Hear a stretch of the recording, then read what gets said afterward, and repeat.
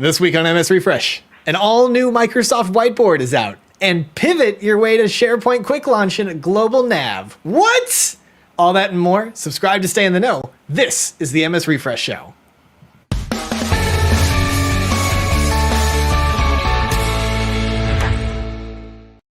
Ba, ba, ba, ba. It never gets old. Hi there, and welcome to the Matt and Sean 365 Refresh Show. This is episode 38 for the work week of October 4th, 2021, coming to you from the... I did not read this until just now. What? What's so funny, Sean? Coming to you from the bowels of hell, my name is Sean Bugler. Yeah, you put some words in front of somebody and they just read whatever they see. And I'm Ron Burgundy. Yeah. We'll put a question mark in the teleprompter. And I'm Matt Wade. What's going on, Sean? How you doing? Oh, I'm a sheep.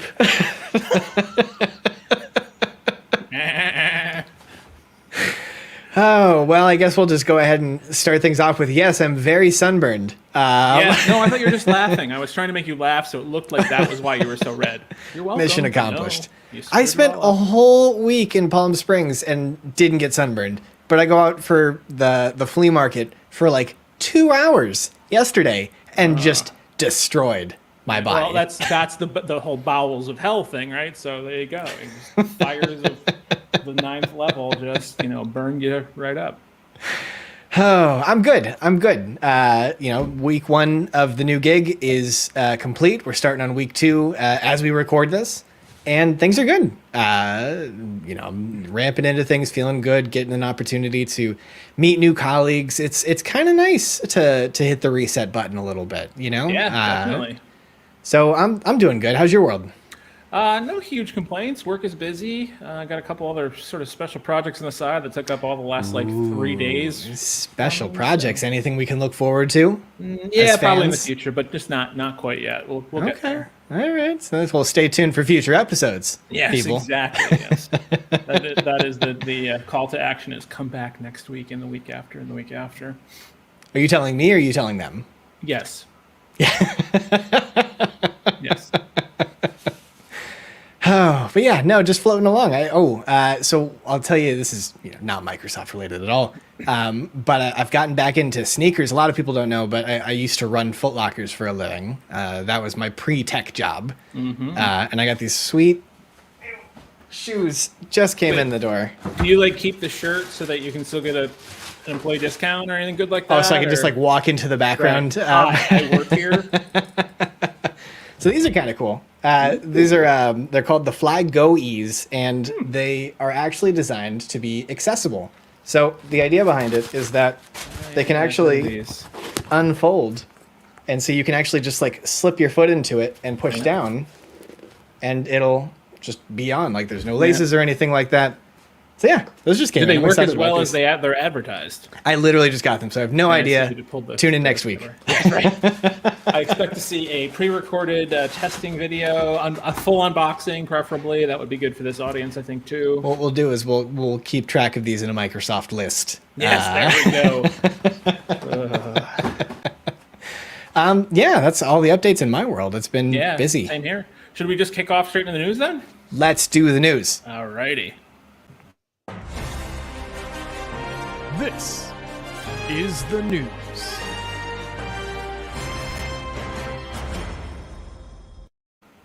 Oh, now I'm off. Oh, it's worse now. Oh, isn't this fun live? It's good enough. And so, here we are again, like a couple of old friends, catching you up on everything expected to drop this month, according to the Microsoft 365 roadmap. Let's get into it, shall we? Starting with Microsoft Teams. A number of Teams updates are due by the end of this month. Here are some of the top ones. Video filters are finally coming to meetings after what seems like years talking about it. The web version of Teams meetings is also getting some modern love with background filters. And meetings in Safaris are getting 2x2 video streams. Welcome to the future, Safari. And one-to-one call support, which probably affects almost nobody, but we just love Mac OS. Sharing content from an additional camera, something we've been talking about a lot lately, is coming as an option in Teams meetings. Branding your meeting lobby for desktop meeting joiners is also coming. Interestingly, Share to Teams from Outlook is listed on the roadmap, so apparently isn't fully rolled out yet. Sound off in the comments if you still haven't seen that feature roll out. We'd love to know.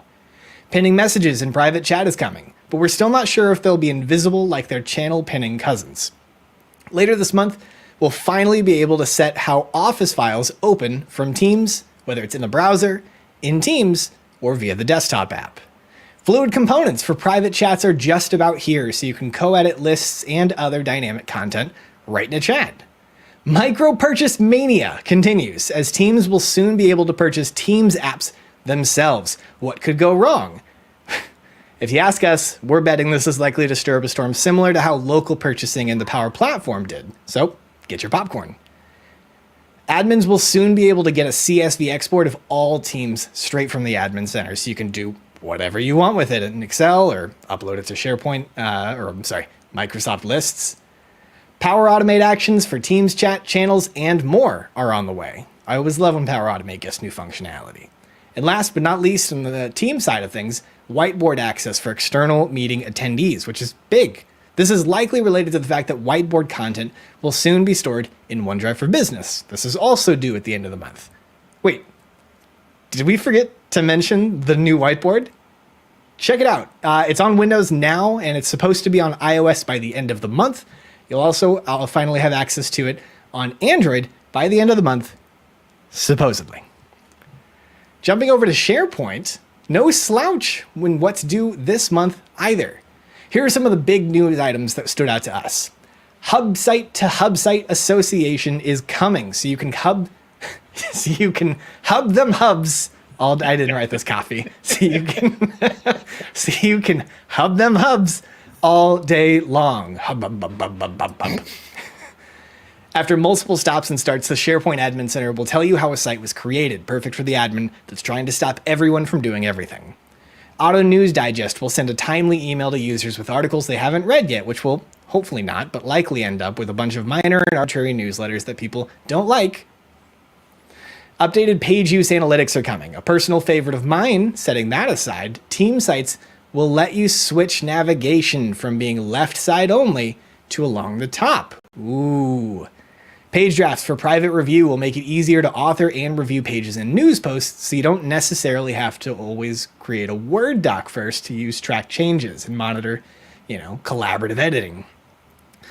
You'll soon be able to edit modern pages that are also added as tabs in Teams, very convenient. Calendar view will also soon be available for the list web part. And we talked about it a lot last week. View in File Explorer is rising from the dead just in time for Halloween. This isn't a boo. We talked about this. And will work just in Microsoft Edge in just a few short weeks. We're breaking Microsoft Lists out from the SharePoint category, even though that's what it's under in the roadmap.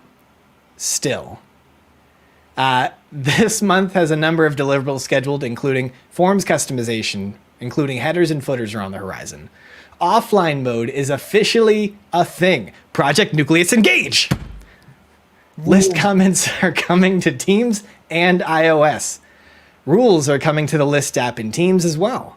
And finally, somehow, export list to Excel is on the roadmap, even though we think that's been supported for literally years. But again, if we're wrong, please tell us what we're missing. I don't get that one. Maybe they meant like for Mac, because I know that one's been like on again, off again. I don't know. And never to be forgotten, the M365 team has been yammering away on updates to everyone's favorite enterprise social network, which, with today's Facebook outage, I guess is our only social network left. Here are a few to expect this month.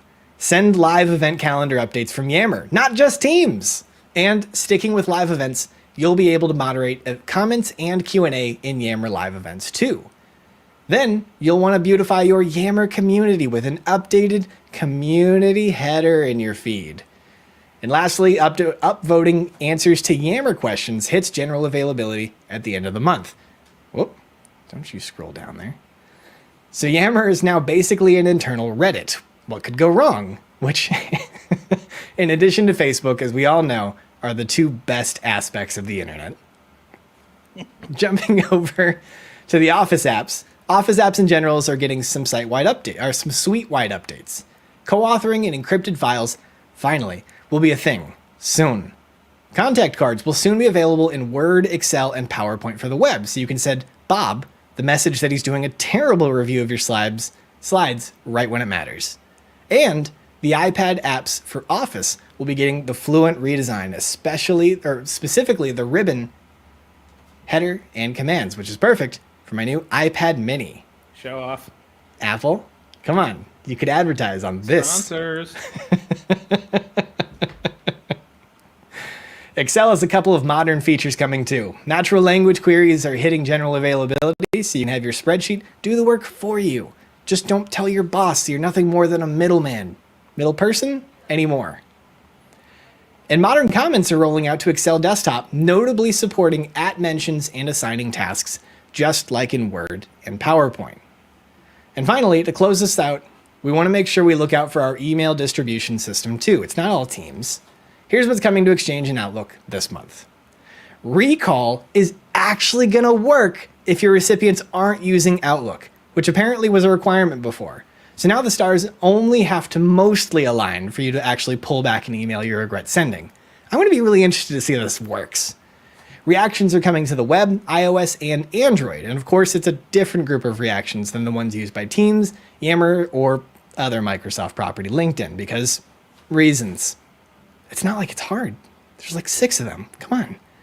Microsoft Editor is migrating from the other Office apps to Outlook for the web, which I'm a really big fan of, particularly if you're the kind of person who, again, like me, pays for a service like Grammarly. You'll soon be able to set all meeting invites to include a Teams meeting by default, with third-party online meeting tools coming online later, which is not something they were talking about previously. Initially, it was just Teams. So the fact that, Zoom might be supported is huge. And finally, to close us out, some actual news on a project we haven't talked about in quite some time, Project Mocha, which isn't just a really fancy coffee shop.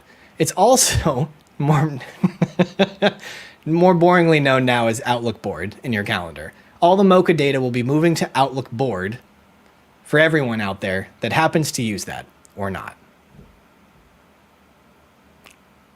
That was the news. Literally boring board, like it's just like the exact. I was right there. I can't believe we didn't knock that one down. Right? Okay, so have you ever gotten a recall, an email recall to work? No. Well, yes. You have. 15 years ago.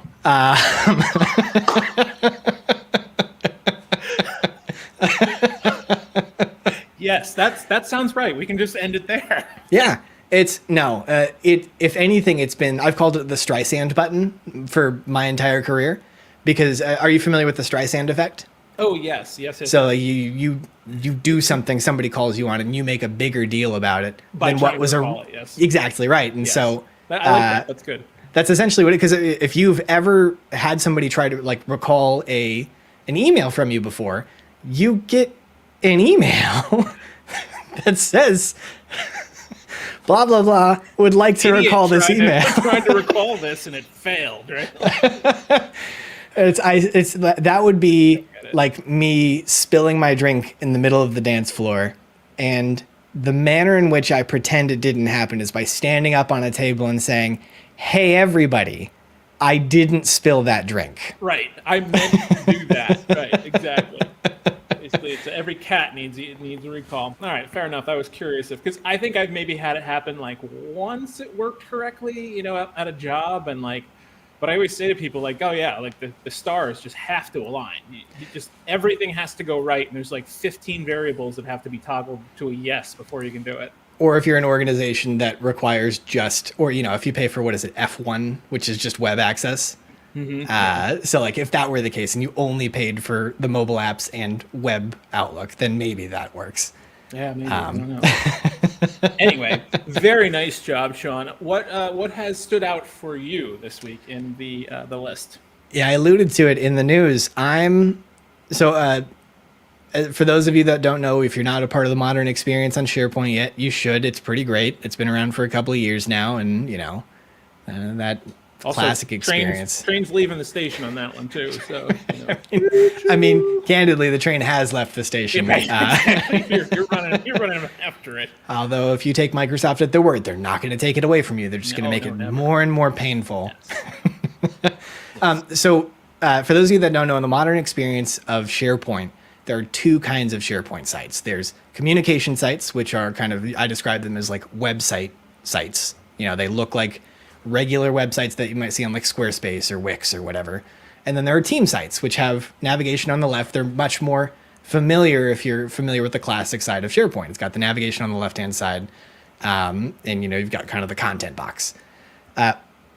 In 2018 SharePoint conference, I believe, if I'm not mistaken, Denise Trabona on the SharePoint design team, who I'm a very big fan of. Denise, if you've watched the show, I'm very sorry. Big fan. Denise Trabona said that they were going to be rolling out an option that would let you take a team site and move the navigation from the left side, mirrored, left side, there we go, to the top. So it would look like a communication site. That was, 3 years ago. It's been a long year. It's finally coming. We've seen screenshots. In fact, I'll throw it up here. We've seen screenshots. What the option is going to look like. You're going to click on the gear. You're going to go to change the look. You're going to see navigation as an option in team sites, which is going to let you do these three things. Turn off site navigation completely if this is a standalone site. You can move the orientation of the links from the left side to the top. And you can also choose between whether it's cascading links or the mega menu. So this is a really big deal because, Matt, as you well know, and for all of us who are SharePoint admins well know, people really don't like having those left navigation links there. Right. People hate the quick launch. Yeah, or at a minimum, they like to be able to choose. Some organizations like it because there's a visual differentiation between what's a team site and what's a communication site. But honestly, who cares? Yeah. You should be building in that kind of context into the site. That whether there's a mailbox attached to the back of it or not isn't something that should be defined by where the navigation is hiding. Yep. And I think this is a really big deal because it gives the user more control, which I think the SharePoint design team has done an incredible job of balancing the needs of the user to customize, the desires of the user to customize, with not shooting ourselves in the foot. I'm really glad that they took the time to consider all the different ramifications of that, and they still moved forward on this. I think tell me. Meta level comment is you had to scramble to get that graphic, and there's another one going around Twitter. There's no posting about this. There's no showing what it even looks like. That was the best graphic you could find, and we haven't seen any actual UI examples of how this looks after you make the change, which I think is interesting. Yeah, I mean, our presumption is it's going to look dead on like a communication site, and of course, if we find anything to the effect of this, we'll throw it into the description below. But yeah, I think this is a big deal. I'm excited about it. I'm stepping into a role where I'm not going to be dealing with SharePoint design as much as I was previously, but even just from kind of past experience, I'm excited for this change. It's a long time coming, and I hope that they continue to iterate on it. Yep, I agree. What about you? What caught your attention? So I think the new whiteboard is pretty cool. If you haven't taken a look at what that's going to look like, let me do a quick share here. I'll show you all what it looks like if you haven't played around with it or seen what it's supposed to look like yet. So this is from the Microsoft blog post from the other day that kind of shows some of the... Actually, no, this is the one from June. The one from the other day is a little more... This is from that jazzy video with the snappy music. Yeah, this is actually kind of fun because if you look at it, all these things are animated, but the first off, the marketing team has two of the same photos of people on the right side, and as people are doing all this cool movement, the timer for the meeting itself is stuck at 22:06 and will not increase, which is kind of interesting detail. Also, none of their hands are on the mouse. That's true, especially that one woman that you always see looking like this. I'm being judged. Yeah, right. So I thought it would be worthy, to kind of show off a little bit what this looks like. So you're going to see it in Teams Desktop, Windows Desktop, the Whiteboard app, and then soon the iOS app will have the updates to the new UI, and then Android is only just getting it. I believe that was what the item was in the roadmap for this month, was that Android finally gets Whiteboard, which it didn't have for a long time. There's a whole bunch of new features. So it's not just pens and text anymore. It's going to have a bunch of different the ability to drop in images and shapes and sticky notes, and there's a bunch of templates that are going to be coming. So I'm sure number one is going to be a SWOT analysis of some sort, and because why not? And brainstorming. Yeah, bro, definitely some good brainstorming ones in there too. Swim lanes. Ooh, sticky notes for in grids. This is going to be wow. This is going to be just a field day for those people that lead group interactions and stuff like that. But I wonder if this is where we're actually going to start to see in the wild these new emojis that they announced on World Emoji Day a couple weeks ago. Oh yeah, you're right, because I do see. Well, actually, so what I was going to point out here was if you haven't already and you want to see like a deep dive into how this thing works, you want to see a deep dive into any like Teams features. John Moore's your guy. If you don't know who John Moore is and you want to know like the most minute detail of how something works in Teams, John runs like an hour to an hour and a half long video, usually once a week, live video on YouTube where he does like testing and just kind of shows things off. He spent 45 minutes one time showing exactly how pinning and spotlighting work differently. And he had set up like 3 different VMs and 3 different devices. And he had these different Mario, Princess Peach, and a couple other characters like on different cameras to actually show how it looks in a meeting, because it's hard if you're just one human to try to like make a Teams meeting look real and have like a number of people. Sure, spoken as the guy who wrote the Teams book, like you had to bribe people into like sitting in a room. Exactly right. Yes, just to take part. But so he has a video put together that you can see here. He's running through the actual, using this. Also, he's another Mac guy. He does all of his demos in a VM of Windows on Mac OS. Great, love it. Team Mac. Yeah, oh, definitely. So if you do want to check this out, dive in, and he is showing off exactly how this stuff works, and you can kind of get into it. So I watched part of this. This was, how long was he watching? An hour and a half. He did this demo. So he's a very dedicated man, and more dedicated than I in many respects. So it's kind of nice that he has these resources, so I can just go out and watch and see exactly how it's supposed to be. Yeah, see, John's beard made my beard just seem so Neanderthalic, I guess. And that was, I just couldn't compete. It was 2 Teams guys in YouTube land talking with their beards, and he just... I thought it was the same person, to be honest with you. Oh, come on. Don't insult John that way. That's not nice. You don't have beef. So anyway, I think the whiteboard improvements are great. I give them a lot of credit on this one, especially the fact that whiteboard's going to be available. I didn't even know that until today when I was looking up the roadmap, that whiteboards will be available for external folks, and that's completely, I'm sure, 100%, because whiteboard content is going to be stored in OneDrive. I am curious if you have external sharing disabled in SharePoint and OneDrive, which a lot of organizations do, if that would still support it. I'm assuming no. Because, no, I'm batting against it as well. Yeah, if OneDrive is external sharing is not enabled, then you will not be able to access whiteboards outside of the organization. Because they've already come out and said that like Stream, if you've got external sharing, you're not going to be able to share with attendees. Yeah, definitely. So yeah, I thought that was a pretty cool one, and there's not a whole lot to say about it other than like go check it out and like tell people that you have it now, because it's, I think, a nice one. I think the UI is pretty cool. At the top right, you got the same little icons showing who's in the whiteboard, just like if it was a Word document, which is really nice. So I have a feeling all this stuff with saving in or storing in OneDrive probably pulls through some of that. Helps them at least make it easier to pull through some of that UI, so it's consistent across the board.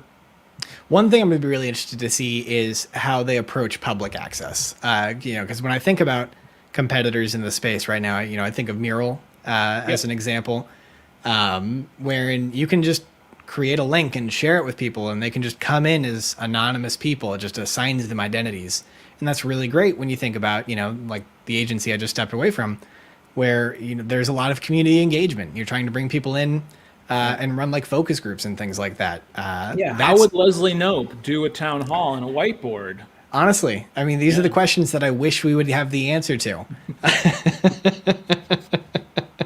So I'm interested to see what that looks like at the end of the day, because if they, we've talked about this before. Like Microsoft doesn't really care to directly compete with these services. They tend to hit the MVP version of that tool, whatever that happens to be, and call it a day. Yeah. So I'll be interested to see again if they do try to step up and hit them on that level, or if they're fully content with, nope, you can either use it within your organization or you can directly share it with other people that are in your meeting, but not both, or but not anonymously. I think you're spot on with the MVP comment. I don't know if they can get away with that with Whiteboard in the long run. I think, like Planner and Lists to me are that, sure. Right? Planner is a light version of Trello and Lists is a light version of, Monday.com or Airtable or whatever. And I don't think it's ever not really going to be. But I think Whiteboard, because it's just such a basic feature that you need for an online meeting, like if they really want teams to be world-class, they need that part of it to be world-class too. I think that's why like forms and polls are so easily and well built into Microsoft Teams meetings, because you have to have that. Otherwise, you don't have a world-class online meeting solution. You know what I mean? Yeah. I mean, I hope you're right. I genuinely, I don't think anybody wants to bet that they're not going to. But I think if history has proven anything, it's that the deck is stacked against us. But I hope you're right. Yeah, that's fair. That's fair. All right, so that was my topic for today. What do you want to do? Jump into a couple more, couple comments or things? Yeah. So Vesa threw up one before the show started, and again, I do want to emphasize this for everybody, both that's watching live and that'll watch it later. You can ask questions from the moment we schedule this, whatever this is. Still not sure. You can actually go in to that scheduled page on YouTube and you can ask your question, and it'll be there waiting for us so that we can take that question, even if, like Ross here, it's midnight. You can. Which more power to you, man. That's much respect. dedication. We appreciate it. We really do. But that you can ask those questions if the value for you is not making fun of us in real time, and instead is asking a question that hopefully we'll answer. Or at least have some insight on, you can do that and just catch the show whenever it airs, and is recorded and available on YouTube. So Vesa asks, do you know anything about Kaizala? Back in 2019, Microsoft said that it was going to integrate Kaizala into Teams, but there's no mention about it in the roadmap, which, surprised, it's not even in the product list. So context, Kaizala was, Matt, correct me if I'm wrong, it was an acquisition, wasn't it? It's like a WhatsApp competitor. No, it wasn't. They rolled it out. So it's a competitor it's basically WhatsApp, yeah. But basically WhatsApp. Yeah, so it was actually Microsoft India went off and built it themselves. That's what it was. To support low bandwidth, low cellular access situations, to be able to communicate and not be stuck with the really high bandwidth experience of Teams. And it was wildly successful. Yeah, especially there, like for their specific use cases in India, and then it ended up becoming big for, I think, for like NGOs, especially in like sub-Saharan Africa, where the cell service is just going to be either non-existent or awful, right? So you just need to be able to get text characters through and send it with as few, less than KBs, hopefully, as possible to send through. So eventually became big enough that it became an app in O365, and then which is super interesting because it's not unheard of for global technology companies to have specialized products for markets that have internet trouble. I mean, India is a great example of that. Internet is not guaranteed. Likewise, in lots of sub-Saharan Africa and areas all over the world, where like Google is a great example of that with their, I think it's called their like Google Zero project or something like that. There are lots of low bandwidth. Facebook has a ton of this stuff as well. Mm-hmm. So it's not surprising, but what is surprising is that Microsoft saw that success and said, let's launch it worldwide. Let's make this it was already a first party app, but like a top bar, everybody has access to it. You go to office.com and there it is next to Whiteboard and Forms and Word. That was really interesting to me that they did that. They could have easily kept this as just a specialized product that they launched in targeted markets. But yeah, and what was it, like a year Yeah, 2 years. Probably, yeah. I don't even think it was that long. So then, like the pollution monster from Fern Gully that is Teams sucked up Kaizala after it sucked up Staff Hub and after it sucked up all the other stuff that it sucked up into its purple gelatinous goo. And I haven't heard word one about it probably since before the pandemic. Maybe I have no idea what the status is on that.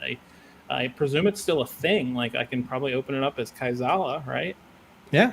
But the transition to Teams, I have not heard anything about that or how they're going to integrate it. Because what's the difference between a Teams chat and a Kaizala chat? How do you know the difference? Are you going to have a Kaizala app in your Teams app? Like, I guess you could, but you'd have to know. I don't know where I heard this or where I saw it, but I swear that was it. That there was going to be like a Kaizala app, like embedded into Teams. But who knows? I mean, if there's anything that we've seen out of Microsoft, it's that they'll announce something, wait 2 years until everybody forgets it, and then re-announce it. Yeah, I'm interested to see. So I see it in the App Store on iOS. It's got 4.5 stars. Like that's pretty good. We used it actually at Ignite 2019, I guess it probably was. Yep. As an alternative to WhatsApp. I actually found it easier to use than WhatsApp. I do find WhatsApp a little bit, I don't know. I'm American. I don't use WhatsApp all that often. I do use it to communicate with my European friends, but in the US, WhatsApp is not really a thing because text messaging is generally free or extremely cheap. So we didn't have a need for WhatsApp when it works, that is. Yeah. But I find WhatsApp sometimes has a bit of a learning curve to get into a new message or whatever else. But once I get it going and have it set up, then I'm fine. Yeah, but I do feel like I'm helping my parents or grandparents here. But Kaizala just seemed to work better because all those accounts already existed. If you have an O365 account, you have Kaizala access, and all somebody has to do is download it and log in. So like it just works in that respect. Where I think WhatsApp has a bit of an entry barrier that's a little harder. But yeah, I don't know. I guess we'll have to see what happens there. Yeah, I'll take a look into it and see if I can find any new updates. Kudos to Microsoft for not just pulling it out of the App Store while they figure out what they're doing with it. Yeah, right. Yeah. As for email recall, per our conversation earlier, worked really well for IBM.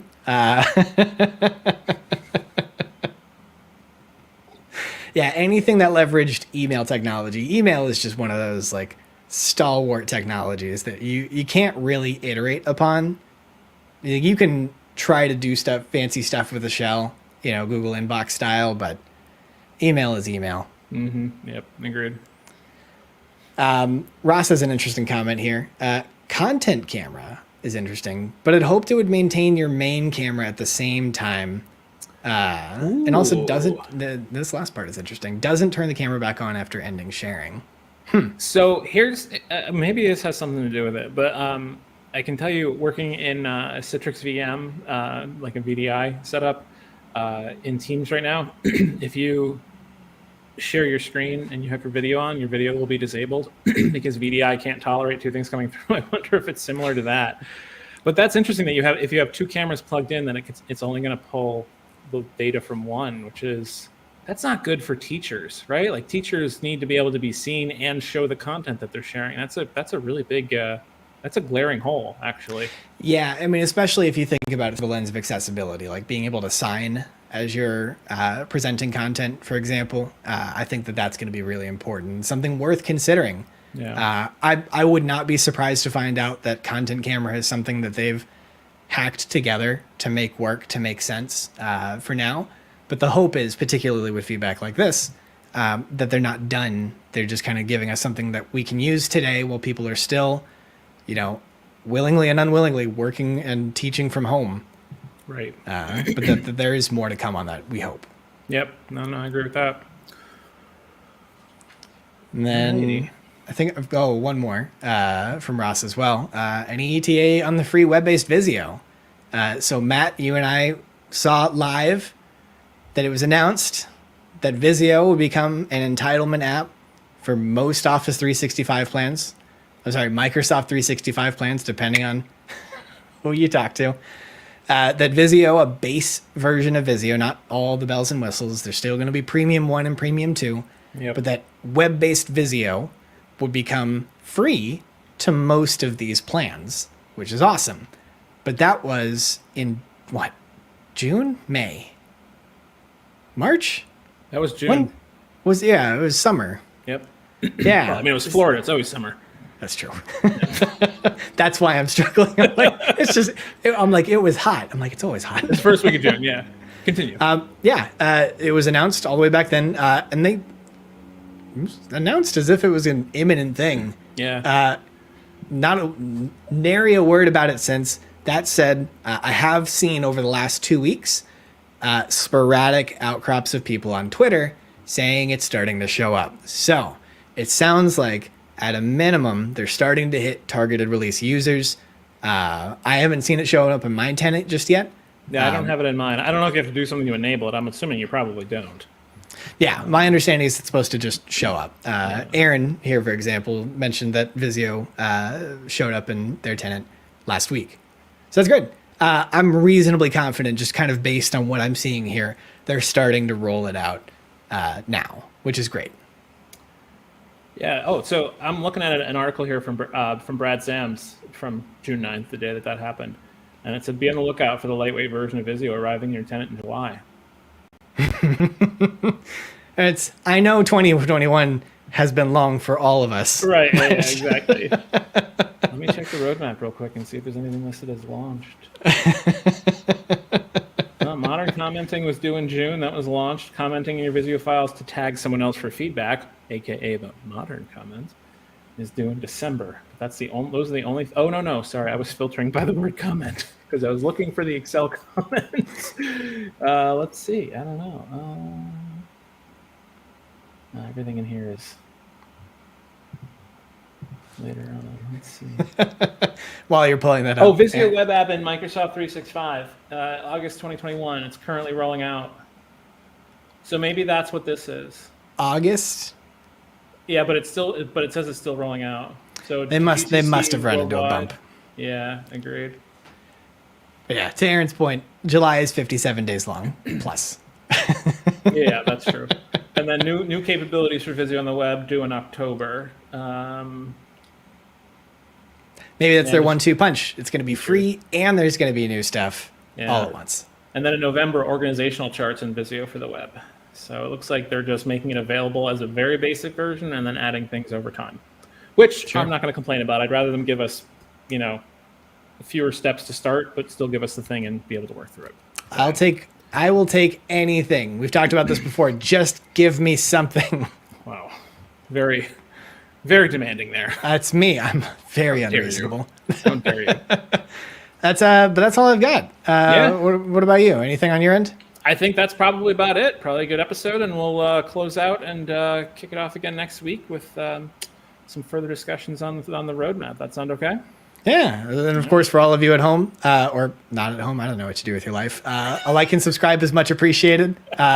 Please leave a comment below. How's my beard coming along? I assume you shaved yesterday, right? Oh yeah, this is no, right before the thing. Yeah, and then I made the mistake of sneezing and just right. And then the Chia Pet status came back, and you just emasculated every man that was involved in this. Though, we appreciate you so much. Hey, it's gender is fluid. Yeah, gender is fluid. I'm just saying anybody can have a beard.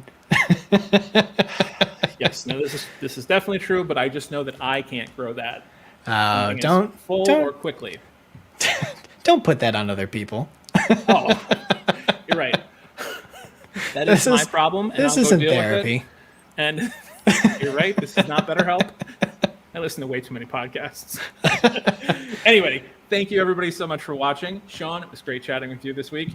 Look forward to chatting with you next week. Hope your new job is continuing to go well, and that they're not tossing you too deep into or too far into the deep end of the new pool. Or what other terrible cliches are there for that they're not bringing too big of a fire hose to spray at you, at the very beginning of your job and all those They didn't give me too big of an elephant to eat. Ooh, that's a good one too. There it is. That's for the people. See, this is why you're paid the big bucks. And as Sean said, a like and subscribe is much appreciated. Drop those comments in the comment box, and be sure to check out again next week. I think next week we're probably going to do the same time. Is that true, Sean? Yeah. This for the foreseeable future. This is all my fault. So my apologies, particularly to our friends in Europe. for pushing this later than it already Hey, is. more power to you for joining us so late. We really appreciate it, and look forward to seeing everybody again next week.